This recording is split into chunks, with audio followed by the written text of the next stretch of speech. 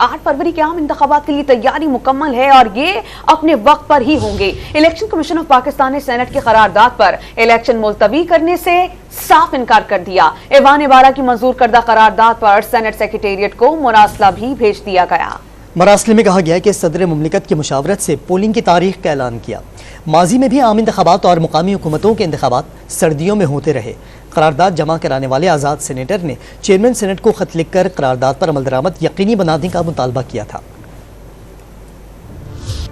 Election commission نے Saint کی قرارداد پر انتخابات ملتوی کرنے سے معذرت کر لی۔ سینٹ سیکریٹریٹ کو لکھے گئے خط میں الیکشن کمیشن نے واضح کیا کہ 8 فروری کے عام انتخابات کے لیے تیاری مکمل ہے۔ خط کے مندرجات کے مطابق الیکشن کمیشن نے سینٹ کو آگاہ کیا کہ صدر مملکت سے مشاورت کے بعد پولنگ کے لیے 8 فروری 2024 کی تاریخ مقرر کی۔ یاد دلایا کہ ماضی میں بھی عام انتخابات اور بلدیاتی انتخابات موسم سرما میں ہوتے رہے ہیں۔ الیکشن کمیشن 8 فروری کو انتخابات کے لیے سپریم کورٹ میں بھی یقین دہانی کرا چکا ہے۔ مراسلے کے مندرجات کے مطابق اس مرحلے پر الیکشن کمیشن کے لیے عام انتخابات کو ملتوی کرنا مناسب نہیں ہوگا۔ واضح رہے کہ سینیٹر دلاور خان نے سینٹ قرارداد پر عمل درآمد کے لیے چیئرمین سینٹ کو خط لکھا تھا۔